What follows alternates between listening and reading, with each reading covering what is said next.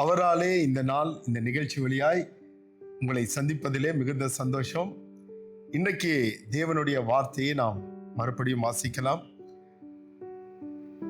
எபேசியர் 2 அதிகாரம் 4 தேவனே இரக்கத்தில் ஐஸ்வர்யம் உள்ளவராய் நம்மில் அன்பு கூர்ந்த தம்முடைய மிகுந்த கிருபையினாலே அக்கிரமங்களினால் மரித்தவர்களாயிருந்த நம்மை கிறிஸ்து உடனே உயிர்ப்பித்தார். கிருபையினாலே ரட்சிக்கப்பட்டீர்கள்.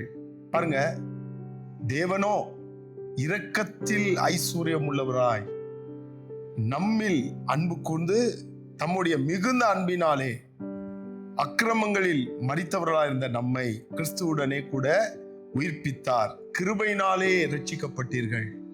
நம்முடைய நிலைமை என்ன என்றால், நாம் நம்மை ரட்சிக்க முடியாது. யாரும் இந்த உலகத்திலே நம்மை ரட்சிக்க முடியாது. தேவனே அவரே இரக்கத்தில் ஐஸ்வர்யம் உள்ளவராய், பாருங்க, அவர் இறங்கினார், இரக்கம் உள்ளவராய் இருந்தார். அவர் இரக்கத்தில் ஐஸ்வர்யமான தேவன். பாருங்க, இரக்கம் அவரிடத்தில் இல்லை என்றால் நீங்களும் நானும் ரட்சிக்கப்பட முடியாது. நாம் சாபத்திலும் அக்கிரமத்திலும் தரித்திரத்திலும் அசமாதானத்திலும் மரணத்திலும் நாம் மரித்து இருக்க வேண்டும்.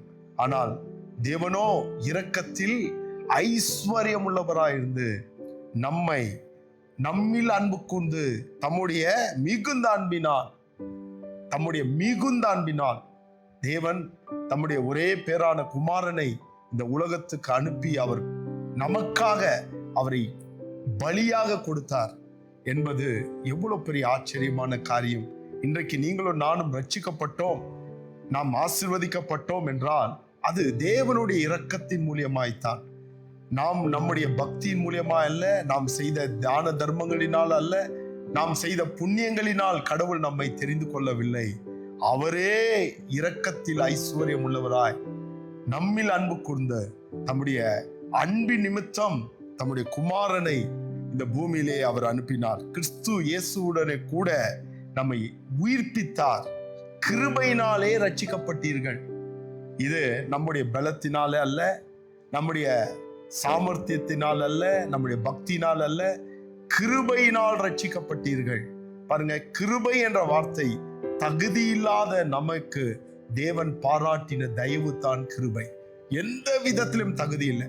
நீங்களும் நானும் புரிந்து கொள்ள வேண்டும், ஒரு நன்மையும் ஒரு நல்ல காரியமும் நம்மிடத்துல இல்லை. ரோமர் 3 அதிகாரம் அதில் சொல்லப்பட்டிருக்கிறது, ஒருவனாகிலும் இல்லை, நீதிமான் ஒருவனாகிலும் இல்லை, தேவனை தேடுகிறவன் ஒருவனாகிலும் இல்லை. நாம் எல்லாரும் பாவிகள், நாம் எல்லாரும் மோசக்காரர்கள், அக்கிரமக்காரர்கள், நாம் பாவிகள் என்பதை நாம் உணர்ந்து கொள்ள வேண்டும். நாம் தேவனுடைய சன்னிதானத்திலே தேவனை தேடும் போது, ஆண்டவரே இந்த நிலையிலே என்னை வைத்திருப்பீர் என்றால் அது என்னால் உண்டானதல்ல, அது உம்முடைய கிருபையே என்று நாம் அறிந்து கொள்ள வேண்டும். பாருங்க, வேதம் சொல்லுகிறது, கிறிஸ்து இயேசுவுக்குள் அவர் நம்மில் வைத்த தயவினாலே தம்முடைய கிருபையின் மகா மேன்மையான ஐஸ்வர்யத்தை வருங்காலங்களிலே விளங்க செய்வதற்காக. இப்ப நமக்கு இந்த காலம் மட்டும் இல்ல, வருங்காலத்திலையும் நாம் அதை அனுபவிப்போம். பரலோக ராஜ்யத்தை அனுபவிப்போம். சந்தோஷம், நித்திய சந்தோஷம், நித்திய மகிழ்ச்சி, நித்திய ரட்சிப்பு, நித்தியமான ஒரு வாழ்க்கையை நாம் வருங்காலங்களில அனுபவிப்போம். இந்த காலத்துல மாத்திரம் அல்ல, ஏதோ ஒரு பூமிக்குரிய வாழ்க்கையில மட்டும் கடவுளை தேடுறது இல்லைங்க. நமக்கு நித்திய வாழ்விலும் அந்த வருங்காலங்களிலும் நாம் விளங்க செய்வதற்காக என்று நாம் பார்க்கிறோம். இப்ப வருங்காலத்திலே நமக்கு பெரிய மேன்மை இருக்கிறது.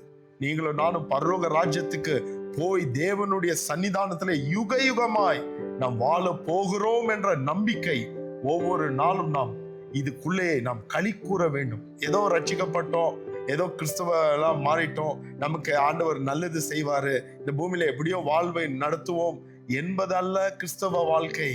நாம் நித்திய மகிழ்ச்சி, நித்திய சமாதானம், நித்திய சந்தோஷம், நித்திய விடுதலை, நித்தியமான அந்த வாழ்வை நாம் அனுபவித்து மகிழும்படியாய் தேவன் நமக்கு பாராட்டின அவருடைய இரக்கம் அவருடைய ஐஸ்வர்யமா இருக்கிறது, அவருடைய கிருபையின் ஐஸ்வர்யமா இருக்கிறது.